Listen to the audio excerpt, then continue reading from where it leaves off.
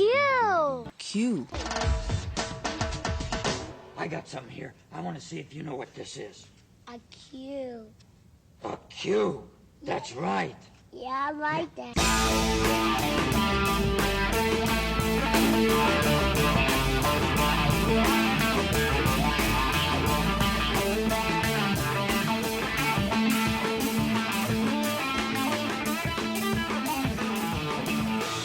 Hello and welcome from deep inside Jolly Roger Studio. Once again, this is the Q Filmcast. And whether you're with us online worldwide or perhaps nationwide on one of our affiliate stations, thanks as always for tuning in. If you don't yet know, don't see how that's humanly possible. I don't either. It's not possible. No, it's not. But for those who fell in the crevices, Okay. let me just tell you how it goes. We are the Q Filmcast, the show which brings to you our review of a particular film currently streaming on Netflix Instant. We go around, we tell you what we thought of it. Yep. And then the inspiration happens. Yeah. We're inspired every week, which leads to our top three. Yes. Inspired by the film in question. And this week, let's talk about the show. Yeah. This week, we're talking about 1973's classic Sidney Lumet, Serpico. Serpico. Yeah. We're talking about the grow a beard and grow a conscience thriller, okay? Was that the tagline on the poster? I came up with that. Okay. Grow a beard and grow a conscience. It should have been the tagline on the poster. It should have been, yeah. Yeah. We're talking about Serpico this week. Right. Yeah. And obviously leads to our top three, as I discussed previous. Top thrhree great beards. Right. Great beards. In movies. Fantastic beard. First thing, though, Sidney Lumet. You know what? Mm-hmm. Last week, I think we talked about, maybe it was off air, I don't remember. We talked about, is it Lumet or Lumet? You said LeMay, yeah. Randall thinks it's Lumet, but Al Pacino calls him Lumet. I'm hearing it both ways, but I think Lumet gets it. I've never heard it pronounced LeMay. Let's just call him Sidney. How about Big SL? Big SL, the big SL. I think you're right, but I have heard many times Sidney Lumet. I don't know. I've never heard. I've always heard Lumet. It doesn't matter. How about we're both right? How about Sidney Lumet? And he's not going to be big. He's only 5'5". How about Sidney Lumet? He's a giant of a man. Can we just say Lumet? Lumet. Sure. There you go. We're talking about Sidney Lumet, the great director, long gone. And we're talking about the film Serpico, based on the book by Peter Maas, very popular, famous book, Mm-hmm. early You 70s. figured it would be by Frank Serpico. Yeah, well, I'm sure he was. He ain't got time for that. He's chilling in Switzerland. Man. Yeah, he's in With Switzerland his now. sheepdog. His sheepdog. His $5 sheepdog. Right. Let's do some introductions right now. Let's do this. Let's talk about James Hard Sub Savage, What's up, Maestro? Max Gumbo Johnson to my right. Yep. Always a pleasure. You pleasure me. I think I appreciate that. Huh. Are you accusing me of harassing a coworker? I don't know. Nope. Adam, the Bomb Rogers, greatest producer in the history of this Q Filmcast. Hello. I want to answer your question, though. Yeah. How kind of week did I have? Is that what you asked? Yeah. I had a great week. Yeah. Why? Why? Well, I wasn't shot in the face. That's always good. yeah. Right? Yeah. There's always wishful thinking, though. Yeah. We talking bullets? I think we are. I think Adam's the only one wishing for Yeah, something right. like that. Hey, I was not accused of giving sexual favors to coworkers in bathrooms. That's good. Yeah. Didn't happen. You should see my coworkers, too. It's tempting. We've heard your bathroom stories. It's always tempting. That's not what I heard. You weren't accused. You were just caught. Yeah. What you doing in there? Huh? J'accuse.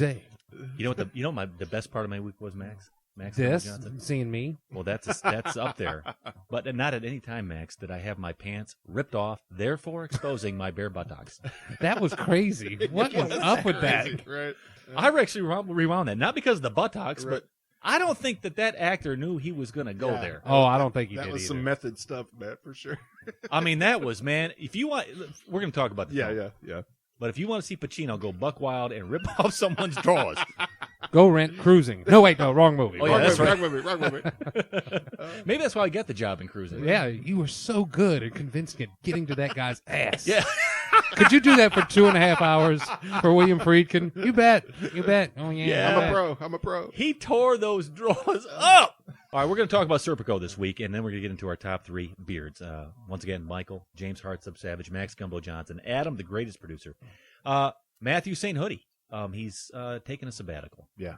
His sainthood was in jeopardy. It's got a high fashion. He has to spread his hoodies around the world. Right.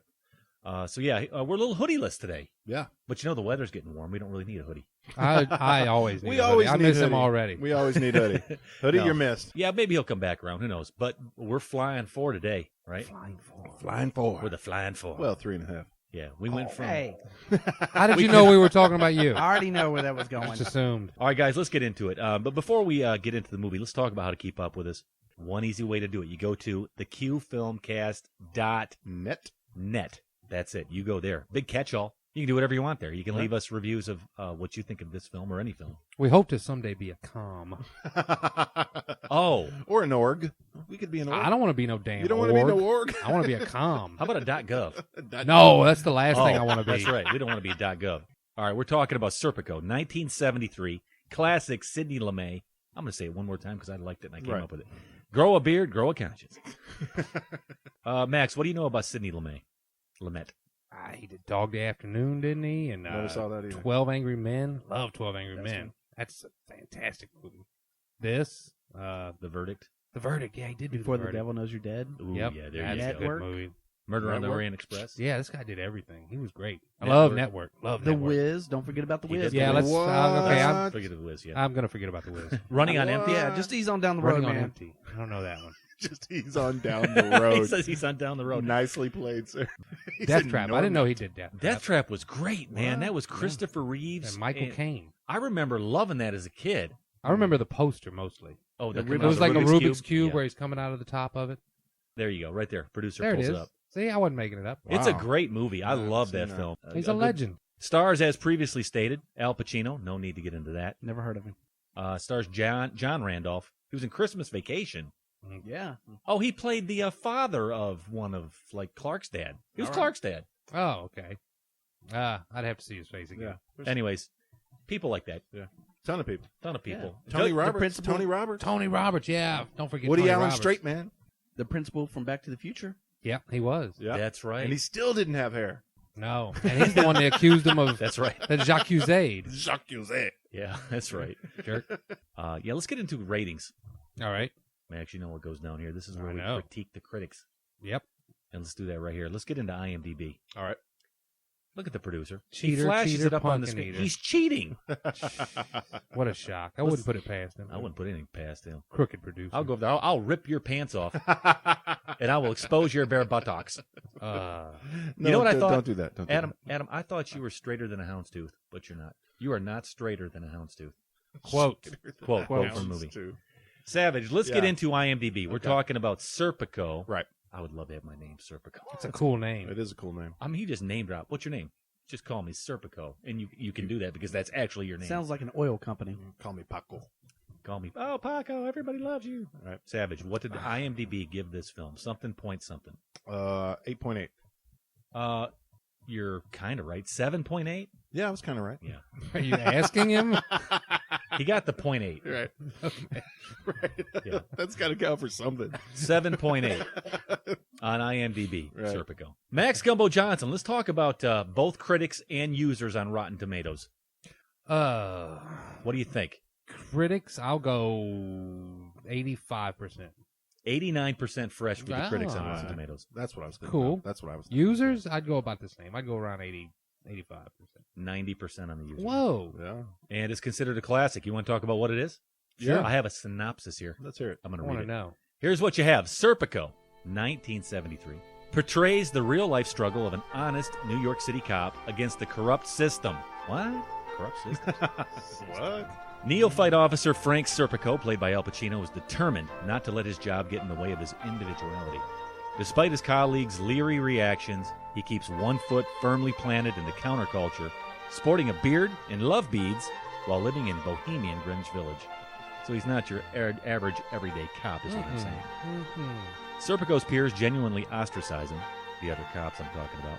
However, when he refuses to take bribes like everybody else, appalled by the extent of police corruption, Serpico goes to his superiors.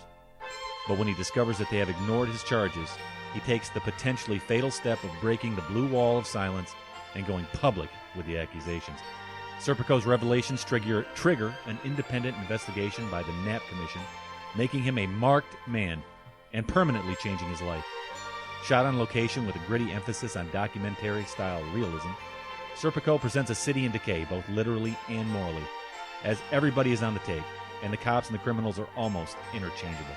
Released in 1973, Serpico's true story of bureaucratic depravity That's a strong word, depravity. Yeah. Also, bureaucracy. Yeah. They go hand in hand. Yeah, right.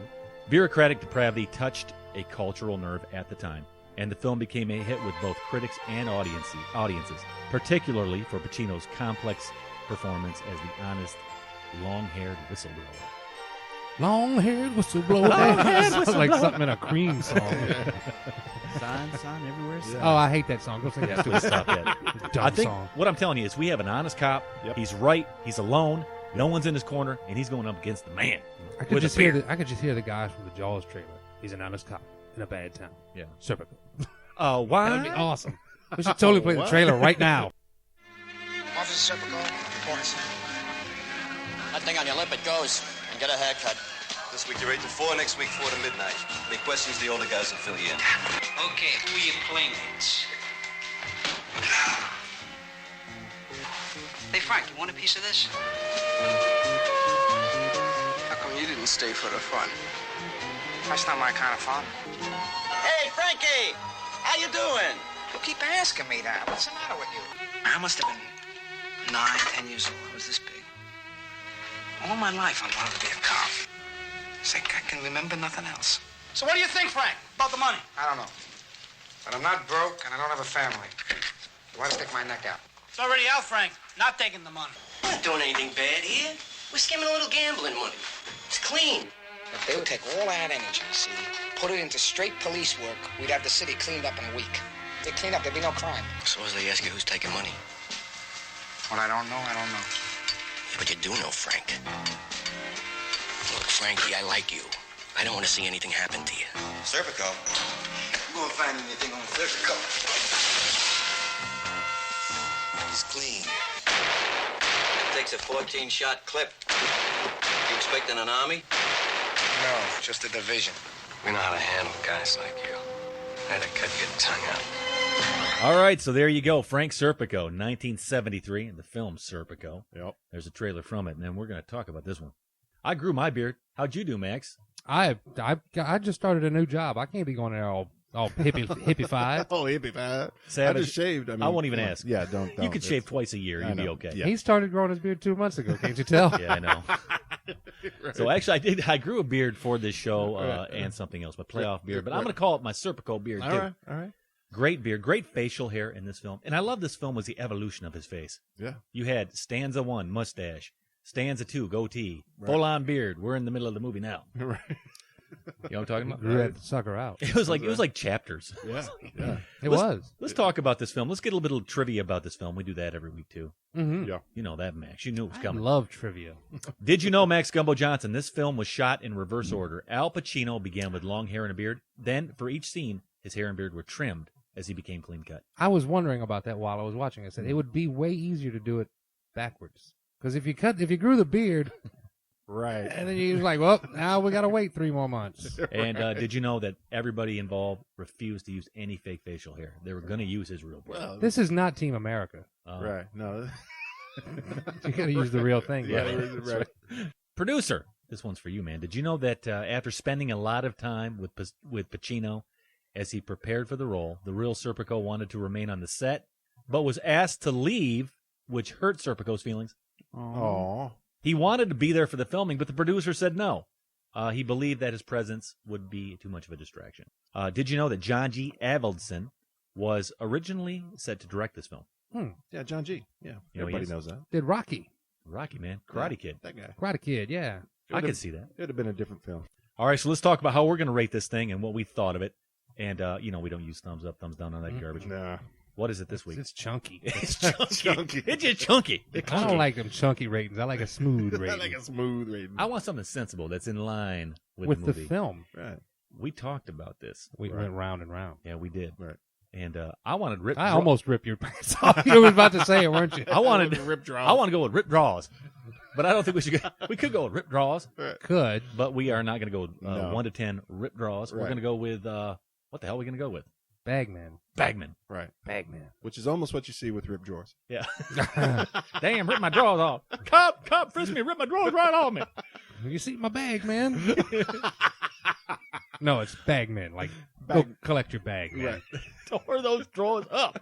All right, 1 to 10 Bagman. All right, I'll go first. How's that Okay. sound? I queued this thing up because, first of all, we've had some requests for 70s films. Yes, we have. I wanted to see a fantastic beard. Okay. Okay. I've been talking a lot about Sidney Lumet, and I wanted to see a Sidney Lumet film. Right. And I thought Serpico's on there. Max had recently talked about it. I said, yeah, I hadn't seen it in a long time. Right. I remember as a kid affecting me. All right, so I sit down to watch this thing again, excited about it. I have an odd relationship with this film. It's like certain things it underdelivers and certain things it overperforms. I think I'm between a 7 and an 8. I'm really teetering. I'm firm. I don't know which way to go on this. I'm going to start 7. Maybe you can push me to 8. The reason I'm going 7 is because if you get shot in the face, you're not going to end up with a pimple. That really bothered me in this film. You know what I'm talking about? Yeah, I do. I was like, it's just a damn pimple. The body is an amazing thing, my man. Right. But you know what I'm saying? There's certain things about the movie that's like, man, it just felt a little shallow. But then he ripped those drawers off pretty good. I mean, there's some great stuff in this film too, like the score. Yeah. Just beautiful. It just seeps with some really great dressing. But still, I think I like Frank Serpico the man more than I like Frank Serpico the movie. I'm gonna go real hard 7, and I'll tell you why here in a little bit. It's not my favorite Lumet film. Right. That will always be Before the Devil Knows You're Dead. It's a great rewatch. Can't wait to talk about it. Give me a strong 7. All right. How about you, Max Gumbo Johnson? Let's go this way with it. What you gonna go? I'm going to go 8. 8 Bagman. 8? Yep. Bagman. Did not hate this film. Didn't hate it at all. But I did pick up on a few things rewatch because I'd just seen this, like you said, just talked about it, I guess probably 3 months ago was the first time I watched it. I was like, oh, wow, Serpico. Yeah. I should have seen that by now. I've never seen it. I'm going to watch it. Liked it way more the first time I watched it.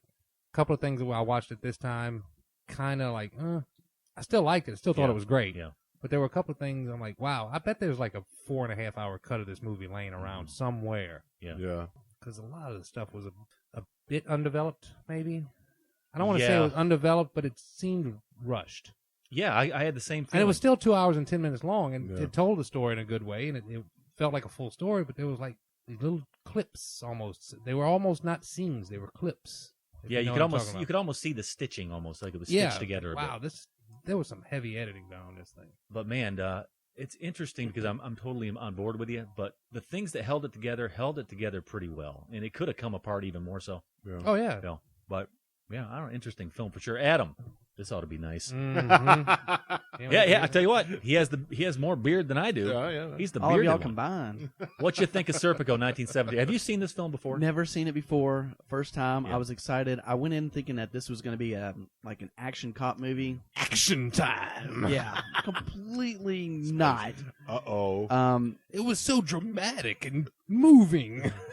But just, I liked the story. I thought it was a good story. Mm-hmm. I thought the acting was great. Yeah. But as a whole, I just could only go for a 5. Kind of right in the That's middle. it. Just Didn't hit you, right? yeah, just didn't. Didn't shoot you in the No, face. nothing. Just You know, that's actually a bit of a knock on this film, and it was when it came out as well. I mean, you're seeing New York City gritty cop. You're thinking bullets flying, crime, drama. And that's not what this is. This is a character study. Yeah. This is also a true story. Yeah. Yeah. It's true stories fascinating. can have bullets in it. Well, this one had bullets. Well, they in it. can't just add bullets. We need an action scene, Serpico. Add bullets. But that's not the core. Insert bullet here. At the core, this is not a cop drama. No. Well, it is, but But it's not a drama. But it's not a cop action movie. It's not. That's what I'm saying. It's not an action. You're not watching this. It's as not an Point action Break. film. No. No, it's Savage. Not that, yeah. Looks like we have a 5. We have an 8. We have a strong 7. for Strong me. 7. Yeah. Right. How many bagmen are you going to give Serpico 1970? Well, it's no secret that 70s films aren't my bag. You know, Not your bag, man. No, it's not my bag, man. I don't like the film stock. I usually don't like the acting. It's just not my thing. You know, so I went into it with that. You know, Pacino's Pacino, so you got to you know, props to. Yeah. And this is an awesome film. In its way, it's a classic thing from the 70s. It's like time capsule. And I don't want to use the word dated because there's a difference between being classic and dated. This is very dated in its structure and what it captures on image. Beautifully captures on image, but I got to go a 9. I mean, almost a 10. We could talk about this and I could go to a 10. But I've only seen it the once, so maybe like what Max says, you know, Great movie. Yes, on second viewing I might start picking it apart. But I was completely blown away. I think this is more testimony to Lumet's skill as a filmmaker. Yeah. And I think we discussed this with a Fantastic Voyage, where the era of the big production studios was done. Yeah. And then Here we're coming into the filmmakers, like the savants or the avant-garde filmmakers. And Lumet obviously qualifies in that peer group. I would definitely put him there. And this is pure filmmaking. I mean, from that opening, that brilliant opening with just the sirens, just the wipers, just very little score in this at all. And this, and we'll talk about that later, I'm sure. Just the cacophony of the noise and the tension that creates, the reality of it. And, you kind of get that with 70s films. You're going to get gritty and, realism instead of stylism. Interesting facial hair. Yeah. Chest wax, all that. Yeah, but I was caught from the sirens and the wipers. I'm like, okay, all right, you have my interest now. Yeah. And where do we go from here? It pulls your mind. At that point, you start to wander with the film. Yeah. And there's like a big black curtain, and you hear chaos in back of it, and black curtain being the black screen. You don't know what's going on in back of it. Yeah. And it's very effective. Right from its opening frame, it's effective like that. Yeah, it really, really is. Yeah, interesting. I'm glad you love the film. Yeah. Maybe you can shed some light on it. We will. I'm on board with you, Max. I think I'm on board with you too. It's also felt like it was a bit rushed. They tried to really cram a lot into this film. I mean, it's broad. Yeah. Is there a timeline on it? What's the timeline on this film? I don't think about 2 years. Is it 2 years? Yeah. Only? It's about 2 years. It seemed like the car change was more than 2 years. Well, there's one point when he tells a guy, he says, Serpico, you're a weird cop. We don't like weird cops around here. And a lot of guys talk like that in this film. He said, well, I've been here for a year, man. Right. So there's a year there. Yeah. Well, I guess what I'm talking about is from the start where he's trying to, show the corruption. Oh, okay. That's about a 2 year. No, I think the whole time he was on the force was about 4 years. 4 years? Yeah. Something around there, yeah. Seemed longer than that. I mean, and I really appreciated how he showed time, either with the facial hair, like you said earlier, it's like chapters, exactly like that.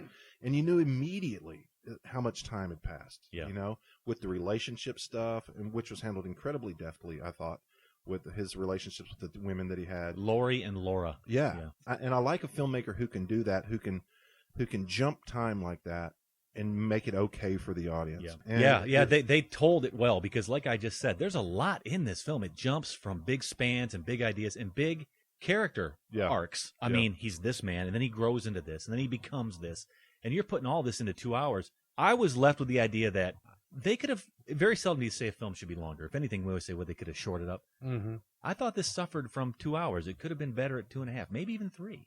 I don't know. I don't know what's on the Blu-ray or DVD or whatever. Yeah. I know they didn't have a tendency to save a lot of the stuff that went on the cutting room floor in the 70s. They saved a lot more than you would imagine. I would imagine there's probably a good chunk of film they cut out of this thing. Like you said, you can see the stitching. Okay, we got to have this part in there. We've got to cut everything else. Yeah. Tell you what, for me, it's all about Pacino, though. We know he's become a bit of a caricature, right? Mm-hmm. But if you're 1973 and you're watching someone devastate a role like this, he knew how to weave, kind of slink his way in, just like the clothes he was in, very slinky, very silky smooth, in and out of these scenes, becoming this person. And then just the passion with which he did certain things in this film was awe-inspiring. Pacino was the man for me in this film. So even as much as I have trouble saying, well, at times it didn't hold together, the way he ripped that man's drawers off and the way he ripped pages out of this script was effective for me. I think this is my favorite Pacino role. It's one of mine. I have to go with Sonny, though. Not Sonny. Sonny was James Caan. What am I talking about? Michael Corleone. What about you? Let's go over to producer real quick. I want to get some leverage here. You say 5. You were expecting bang, bang, shoot 'em up, drop dead, that kind of thing. Yeah, I figured 70s, good gritty stuff. It was gritty. What was it that more gritty? Knowing, all right, you're involved in the film, you're thinking, okay, it's not that. Now it's going to be this kind of movie. Knowing that it was that kind of movie, what did you like about it? I thought the acting was fantastic. I thought the story was great. I'm not going to hate on that, but there's a lot of things that bothered me with it. And one of the biggest thing was the music. Okay. The music very did little not, music. No, the music was good, but the music did not fit the movie. And on top of that, the music was extremely loud. There was very little music. I mean, but I made a note but when to they point played, this out. especially at the beginning, it was so loud that you could barely hear them talk. Okay, so how many points do you knock off for the music? Oh, it's called. How many points do you knock off? I will knock off 2 just for that. He's pulling out trigonometry on him. Yeah, right. So you thought some of the technical stuff was kind of fell a little flat to you. Yeah, and you didn't like that. I thought it did look too dated. Even I know it's a 70s movie, but I thought it was so extremely dated, and that's I could not help but go 70s. But I understand it was the era, and it was Well, I'm for gonna that, part- but it bothered me because of the stupid hats they wore. Well, That is the worst hat. That is the what that. But, It's a point for a hat. It's a well, point hold for on. dated. No, no. Those are stupid reasons to say something. So we're down to a take 6. to take stuff No. off them. Well, this movie was made in the 20s. Look at those silly clothes. People don't wear those anymore. A stopwatch. This movie is dumb. A pocket watch. What I is give that? it a No. 3. No, you're not listening to me. Yeah, I am. Yeah, You're saying we are. you're knocking points off because of the clothes they wore. I didn't say anything about that. I thought the relationships, them showing the relationship between him and the women, they meet, and then next thing you know, they're breaking up. It's That like was there's rushed. I'm gonna give there's- that to you. There's no story in Yeah. there. The whole overall arc of the story was too long. Right. That's Okay. me personally. You know what? Yeah, I yeah, can't. yeah. I'm not going to part ways with him Yeah, because well, I get it. I The clothes don't. thing I don't get. Those I don't. 70s clothes were It so just 70s. dated me. It distracted me from the movie. Okay, let me tell you what I think. Kind of like the great movie that you had us watch, The Conversation. God, I love that film. If you're going to throw 70s at me, man, I want to go there. I want to Yeah. feel the clothes. I This want is to. it. I want to feel my chest hair. I want to see my sideburns. I want to feel the funk. Right. And that's what I loved about this. I mean, if you're going to say this is a slice of time, don't try to pretend it's not. Yeah, exactly. I don't want to go half dated. I want to see the cars. I want to smell the streets. I want to sense the essence of this Yeah. time and space. Yeah, there's zero irony with this. I mean, No, and I loved it. It was I loved never it for intended to be that. I mean, they're just capturing reality, and I think that's one of the most amazing things that I came back to this film over and over.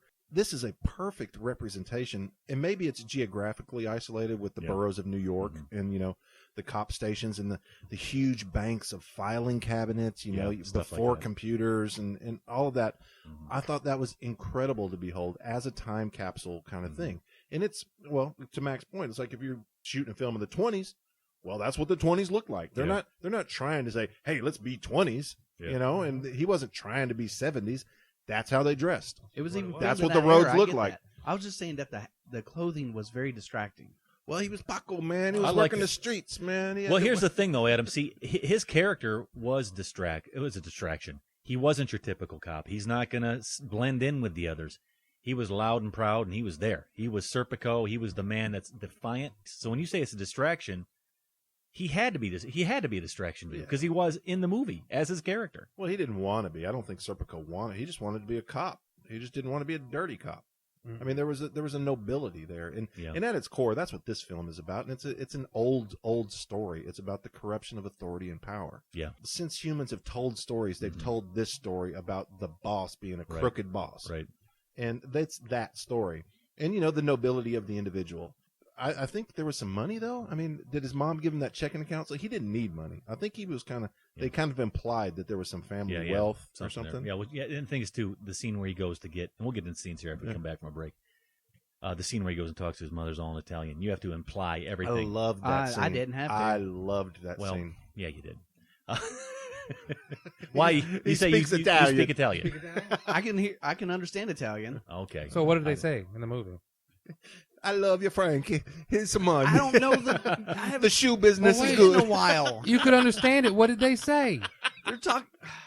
We're going to play this clip in Italian. You're going to translate it for us. Yeah, Thank you. yeah. Really? Brilliant. Why don't we take a break right now? I want to talk to Max Gumbo Johnson when we come back. Here's a clip, a piece of Serpico, 1973. We'll be back in just one second. Street and McDougal in third. McDougal in third. Yeah. Can I give you a lift? Sure.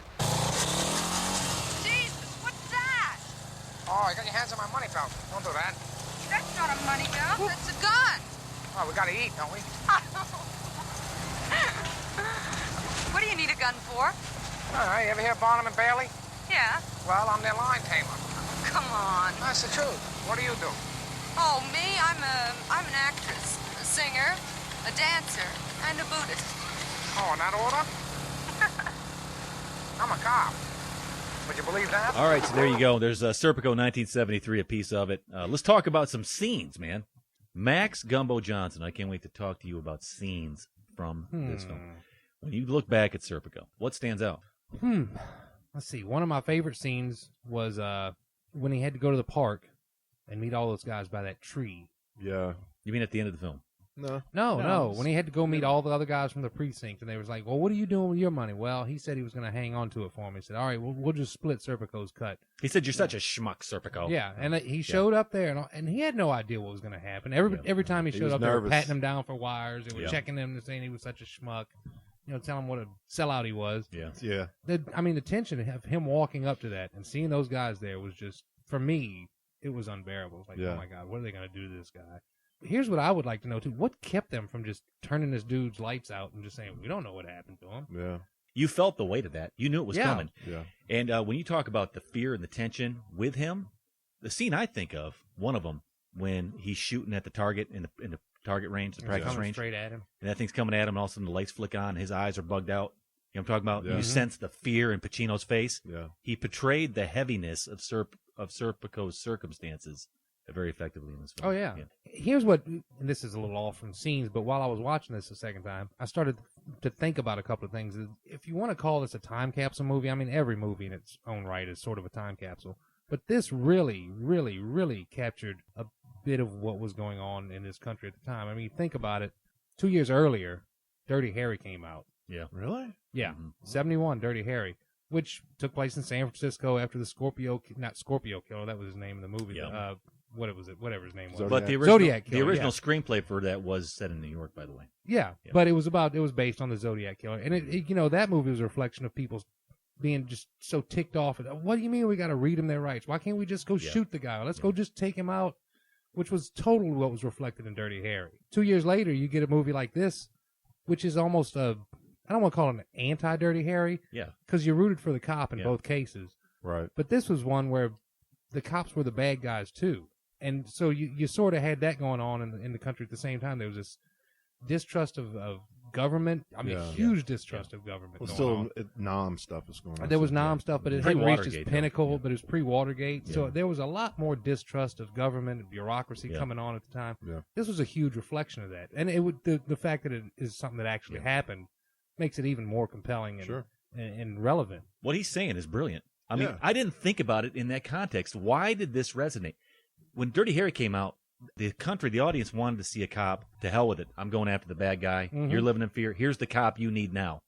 At this time, here's the cop I want to see. Well, here's the cop you need now. And that's, it's a very good reflection of the audience. And of the times. Everybody was, shouting out, you pigs, pigs, pigs, blah, blah, blah. Yeah. Well, here's a cop you could root for. He's like, okay, he's a good guy. He's wanting to do the right thing and take the bad cops down. In that sense, I thought, this is just holds up a complete mirror. And that's what great art should do. Yeah, but again, it goes back to it. That story is a timeless story. And but we're still telling it today. Yeah.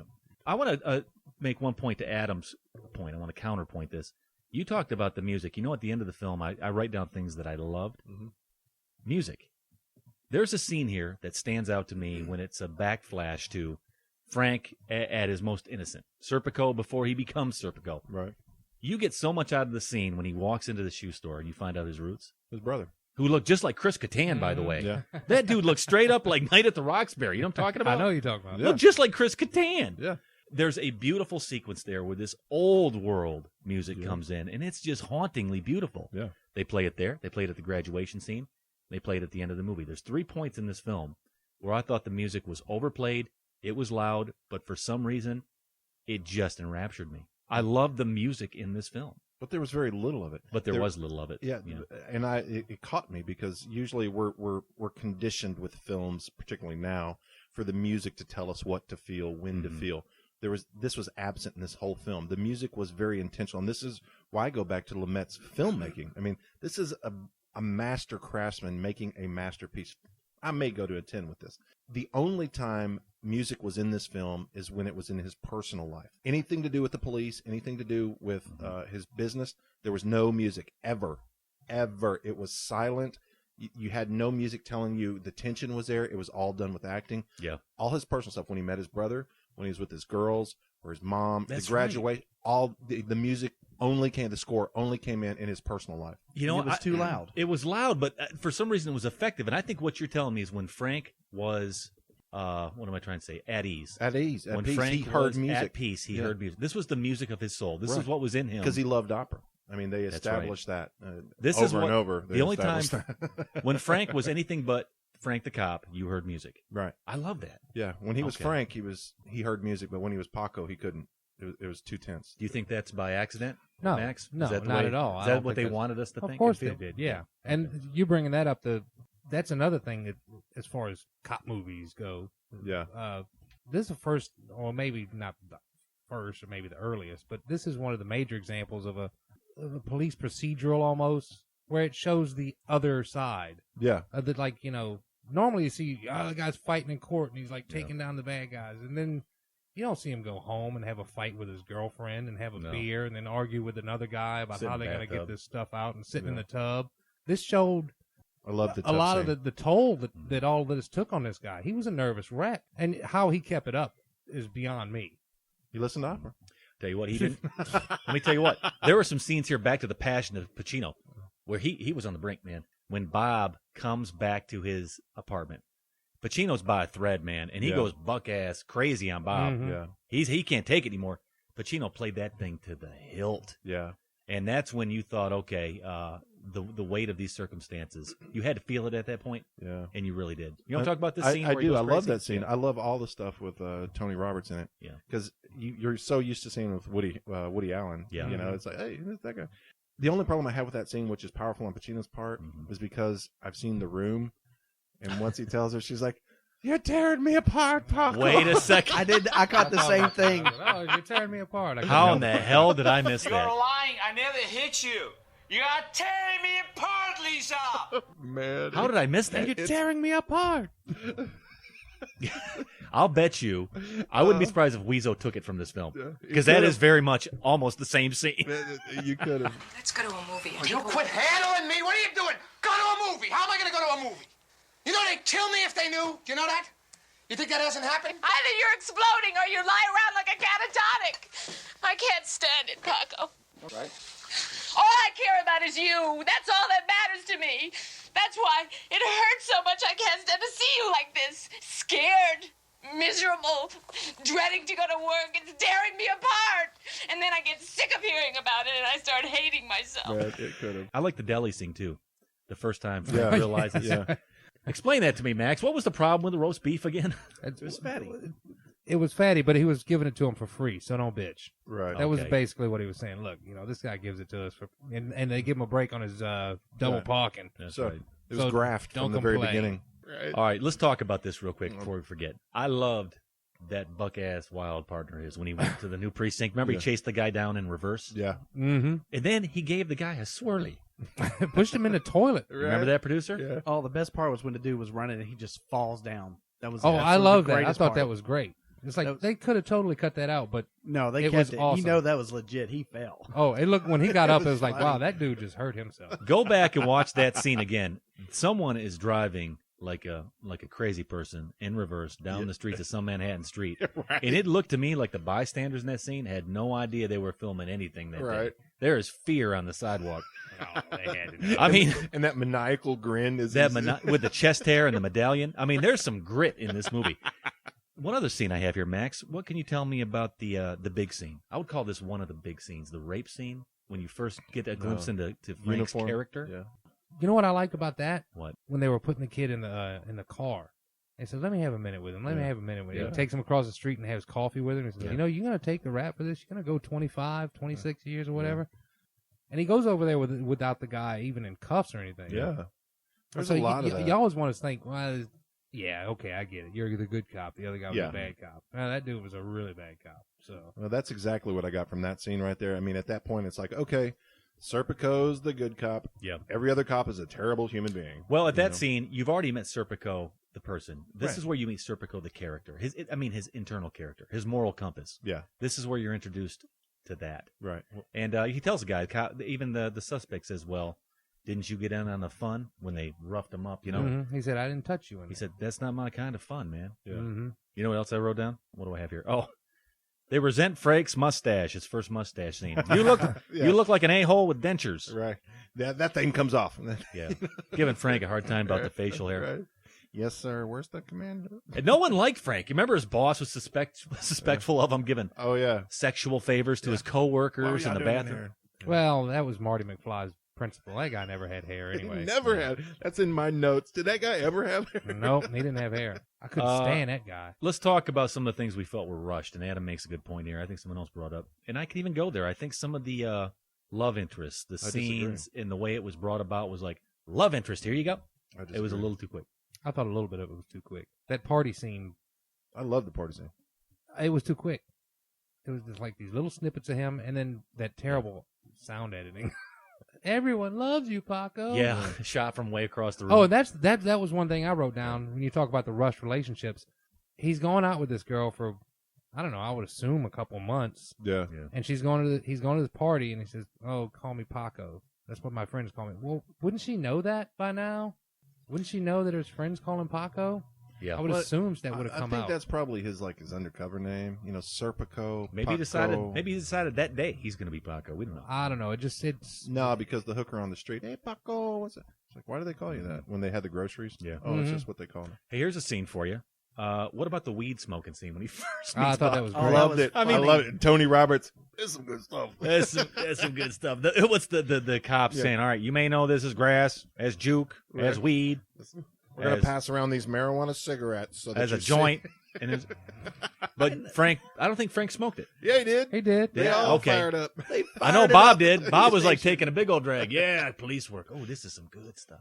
And then it shows them. Producer, remember they're on the subway and they get the munchies? Right. Oh, yeah, he's trying to beat the potato chip machine. Potatoes. And on the side of the vending machine, this had to be there to get me to what think did it about say? Oh, yeah. It said, God wants you in church often. Yeah. I'm thinking, did they find a vending machine that had that on there? Or No, did Lumets say, hey, write that on there? I think it's just what it I was. think it was probably on there. You think so? It's Like like, he said, "Oh, let's use this machine." Okay. I like that. Something else I have here too. As the movie goes on, he's trying to find a way to get his story out. Yeah. And the last thing he wants to do is go to the papers, because when he goes to the papers, it's out. Yeah. That's why at the end he says, "I don't care what happens to me, because something might. But when it happens, I want someone to know what the truth was." But before he does that, he goes and meets the most honest cop Bob knows. And here's this dude eating the biggest ass lobster I've ever seen for lunch. The commissioner, yeah. That was a big lobster. I mean, I don't even remember the scene. I just remember thinking, who eats a lobster like that for lunch? Well, so he sat down with him. He said, "Look, it gave me the $300. What I would do with it?" And he said, "Well, that wasn't the commissioner. Yeah. either keep it Or have a lobster dinner. or forget about it." He said, "You're That crazy." was the best advice that he could have got. He said, "You're crazy." He says, "If they find you, you'll be in the East River." Mm-hmm. That's the only advice he Face gave down him. in the East River. Yep. What was he dipping that lobster in, though? I don't know. I don't know. It almost like ranch. See, that's or why you didn't sour- like this movie. You're paying attention to stupid stuff like that, and not paying attention to the They movie. did it The subtext. The subtext. But I did notice that it was like white, like real thick white, like cream or something. Oh, Yeah, that's I good. noticed That. Yeah. That's good. Adam says, what's he dipping the lobster in? That's fantastic. We got to talk about the draws ripping. Yeah, okay. Y'all talked about that enough. No. This is It a goes powerful back scene. Yeah, it goes back to the arrest and where he takes the own dude's car in. Like, Yeah. get in the car. I'm No, driving he your doesn't own even say, car. "Give me your keys." Yeah, okay. He arrests all the right. guy and then Right. handcuff him, get in the car. Come on. Right. man. Well, Really? you know, the real powerful part of that scene, or the aspect of the scene, is how alone Frank is in Yeah. that. Because the suspect's upstairs laughing, kicking one back with the cops. They're all his Mhm. buddy. He's been on the take with him forever. So when Frank walks in and rips his drawers off and kicks his ass into the jail cell, old school jail cell, by the Mhm. way, Holding cell. he's standing there alone and right. See, Yeah. I like movies where someone is right and alone. Yeah, and they're all And- just standing there. He's completely isolated. And then he gets a copy of the rap sheet and says, "Read it. Yeah. Guy did 15 years for killing a cop." Yeah. No, those are the And he powerful sat scenes. down, and I didn't get when he threw the chair down. Well, he it was kept putting the chair That's down. just method. He was That's just angry. Method. Yeah. The scene ends with this. I'm sorry, the movie ends with this particular. It winds out this way. Okay, Frank goes to the paper. He's exposed. Yeah. Okay, now he's out. It's all said and done. Broke You the know it's barrier. coming. Here's why I can't go any higher than my soft 8. I can't believe they took me all the way through this journey to show me a pimple on Frank's face. I did not like the ending No. of this movie. I didn't like the fact that it just felt too convenient. Like, obviously, no, this is going to happen, so here it is for you. If you're looking at two bookends, they should be equal. They should be equal in mass. They should be equal in size. Okay. I yeah. didn't feel like the ending was equal in mass and size to the front, which was fantastic. That is that's why That's I was a little legitimate. disappointed. That's a legitimate thing. And it just ended with him basically saying, "Okay, this is what happened. I'm in the grand jury. I'm a good cop. This is what I think. I hope it does it." And then he kind of walks away. It didn't punch me the way I wanted it to. What about you, Max? I didn't hate the end. The guy got to get his information out there. He got to say what he wanted to say. The best part of that scene was when they take that long pan shot across the courtroom, and they show you all the people that are in there, all the ones that were on his side, and then everybody else, all the guys that blocked his way, doing everything to stop this guy, and they had to sit there and listen, and then they had to stand up and applaud Yeah. Which they didn't want to do. They were like they wanted to take out their guns and kill the guy right then.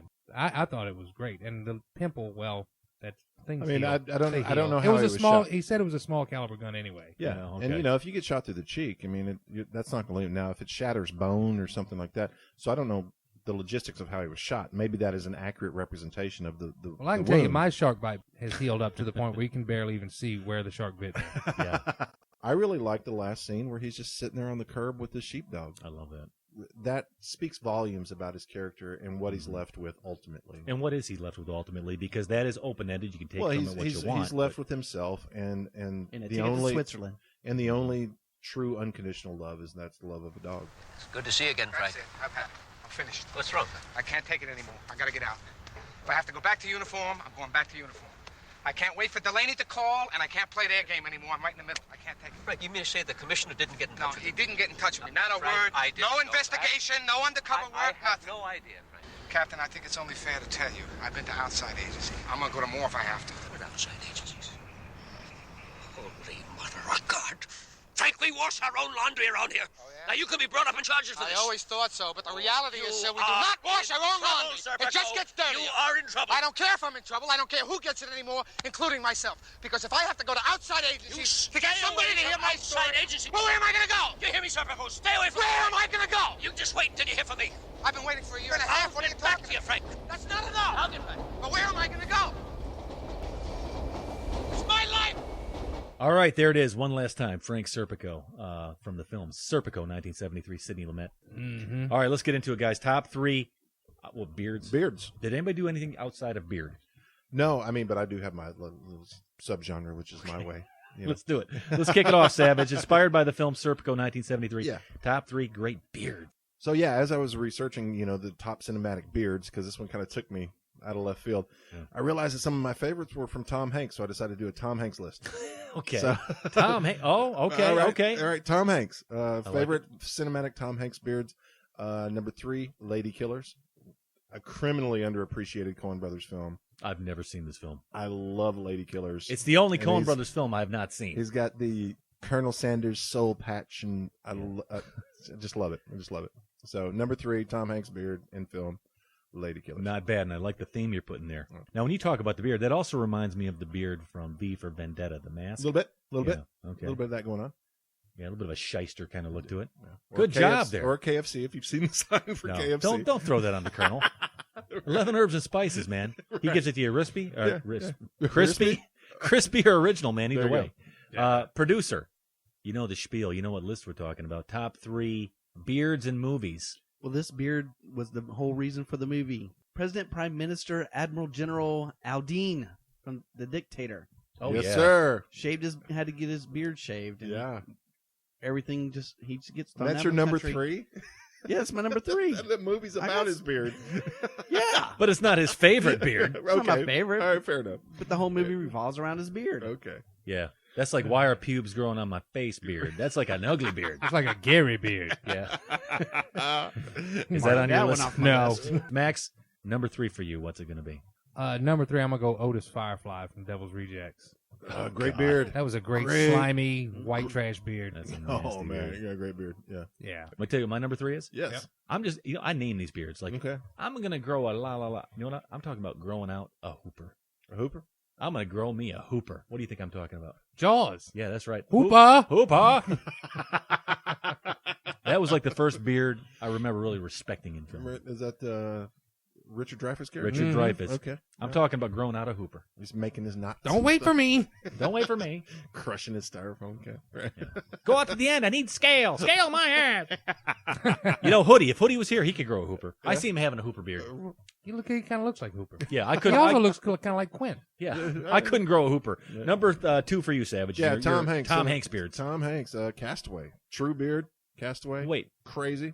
I think you're doing this just to be sly. You can't talk about a Tom Hanks beard movie and have Castaway number 2. Yeah, I can't wait to hear your number 1. Absolutely, I got it.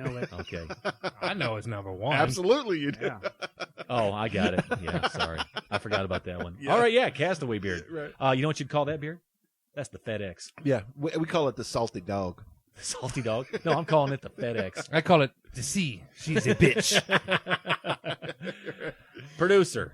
The list is top 3 beards in movies, inspired by the film Serpico. We're up to number 2, so what's yours? I got to go with the bridge keeper from the Holy Grail. It's good. I like his list. It's good. Yeah. It's good. All right. I can't remember the beard. It was just kind of a tight. He's got a beard, Terry Gilliam. Yeah, but it's kind of a fantastic. tight. It's just a tight and right beard. It's just tight and right. Yeah, and it's one of the most quoted scenes of all time too. Yeah, that's a good beard. Yeah, it's a Did it great have beard. gray in the beard? I can't remember. Yeah, I think so. Okay. Well, then never mind. Yeah. All right, good beard. You had a Solid. lot of beards in that movie. Just the fact that you remembered it makes it a good beard. Remember it? I love that movie. I mean, if you remember We it for all some love that reason, movie. it's the right answer. Yeah. Max, number 2 for you, beards. What you got? Just remembered this when I told Adam a little while ago. I'm gonna put that on my list. The Hermit from The Life of Brian, another funny. There you go. Monty Python movie. Yeah, There you go. The little guy, the hole, and he's just, ow, when he fell on his foot. That's right. And he jumps up and starts screaming into Jason Bryan, be quiet. I've been quiet for There you go. 25 years. Don't tell me to be quiet now. Too funny. Too funny. And he was naked. That beard covered his whole body. Yeah, he was. He was just dancing around. I mean, like someone ripped his drawers off. I gotta watch that now. That's so good, happy. man. Not bad at all. My number 2. I'm talking about growing out a montage. A montage. A We need Rocky 5 Oh, montage. not Remember a when he had the malmorphination montage. Right? Well, I'm talking about. No, I'm sorry, Rocky 4. I'm talking about when he went to Siberia. Oh yeah. Mhm. Don't you remember? And all of a sudden, because here's what I liked about this beard. Every Rocky movie has a montage. Yeah. This one was a montage with a beard.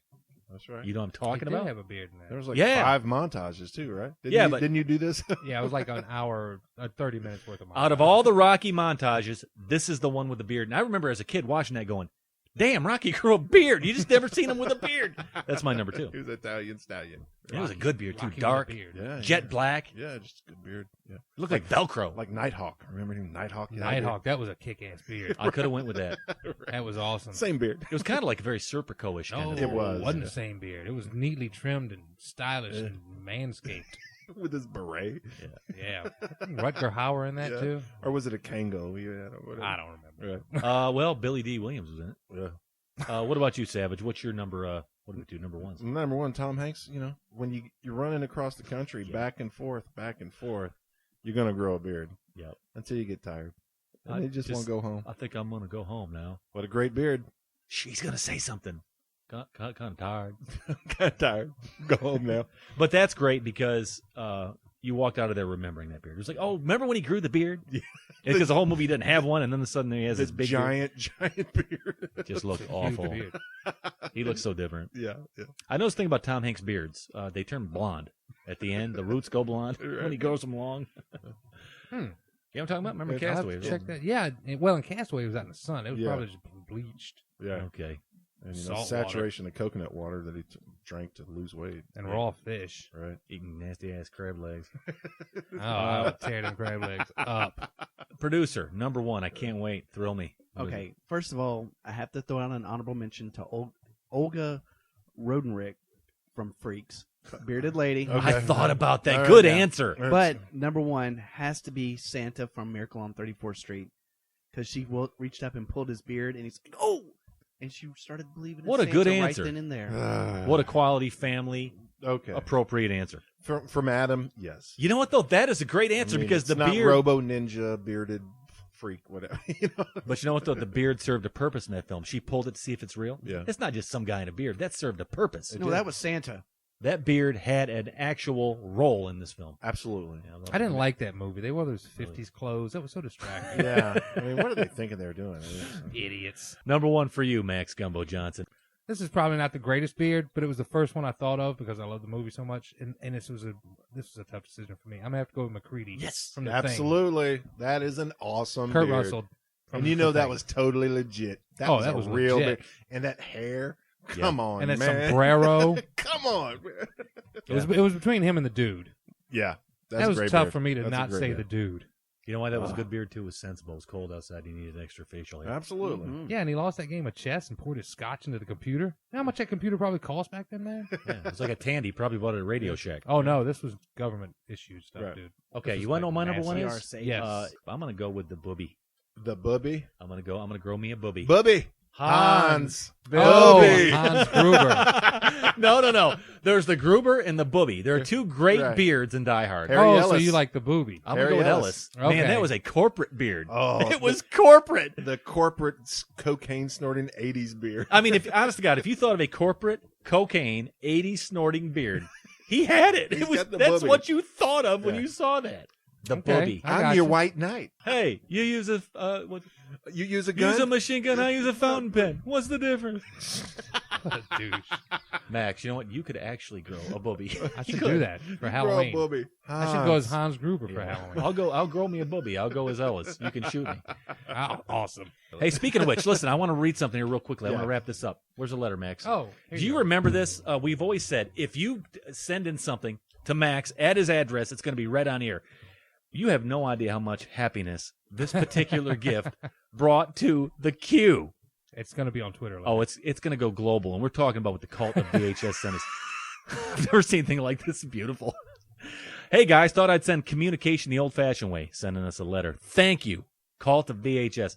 Great job on the podcast. Absolutely love the show. Would be crazy to see you guys over here in the UK for a recording. Make it happen. I'll sleep in your crawl space. I have a don't care. passport. I've enclosed a little something for you to play with. Have fun with it. I'll tell you what. I'm going to possibly, on the next show, find a way for you guys to see this particular gift. It's fantastic. It is a bare buttocks coaster. For Lannister Cola? Yeah. Fenneman's Curiosity Cola. Greatest thing Great I've ever name. had in my life. Thank you for stepping up. Call it the VHS. See that? It works. You too can be on the air if you send me a letter at 120 Peachtree Street, Nashville, Tennessee, 37210. All right, so that's where this one ends, guys. Let's get on with it here. Next week's show. This was Serpico, 1973. Yeah. We're talking about Al Pacino's acclaimed role. Savage, you love this film. I loved it as from a filmmaking. Yeah, watch it for Lumet. I mean, Pacino's great, but the film craft is awesome. I tell you what, it's one that'll stick to the ribs Yes, because sir. you put it down and you think about it. There's still scenes rattling around in my head. That's effective filmmaking, right, man? It's fantastic stuff. Yeah, so there you go. If you haven't seen it and you want to see what the 70s smelled like, if you want to see how people Smelled ate like lobsters, sheepdog. if you want to see how people ate lobsters and ripped How off people bras, wore hats. how people, I tell you what, you get a good deal on sheepdog back in Yeah, 1973. right. Well, I mean, $5 $5 was like a lot of money back then. Yeah, right. So there you Fair go. enough. And that brings us to next week's show, man. And I think it goes over to Max Gumbo Johnson. It does indeed. It does indeed, yeah. What's it going to be? Chef, the Jon Favreau film from 2014, I believe. Anybody seen it? Is it? No, I haven't. I'm not- Heard things. Is it a director? Yes. Oh, it is a director. Yeah. Director film. He wrote Really? it, directed it, and acted. He's like an auteur. Okay. Yeah. I didn't know they directed it. Yeah, directed Okay. it, wrote it, and Same thing with Iron Man. True. Acted in it. Well, I've heard some things about it. Am I going to be hungry afterwards? Yes. You won't be hungry afterwards. You'll be hungry during. I'm going to give this guy credit. I'll tell you something, Max. Your second calling should be a cook or a chef. He's good. He's good in the kitchen. No, I've Max had is his good. gumbo. Max is I've good. had his tacos. I call them Maxcos. Oh, I like that. Mexico's. Man, they're good. They are good. So if you're telling me that this is a movie about cooking and chefery, is that a word, chefery? Chef, it is now. Cheferisms. I just coined a phrase. Yeah. If you're telling me that, it has to be worth watching because I appreciate your cooking skills. Yeah, Well, I mean, for all we know, the guy in the movie is a terrible chef. No, he's fantastic. Well, have you seen Favreau? He's no stranger to eating. No, he's not. But I'll tell you what, there's a huge fantasy element to this film that just will blow you away. All right, boy. I'm on board. I'm on board. Yeah. You might not pick up on it right away. Okay. But I picked up on it. I was like, okay, this dude's dreaming. All right, that's next week's show. Chef 2014, new and fresh. You want everything fresh when you talk about food. Fresh movie. It's fresh on Netflix. The Jon Favreau Affair. So that's where this one ends. Serpico 1973. As always, thank you for tuning into the Q. If you want to offer your thoughts on this film that we discussed, anything, we don't care.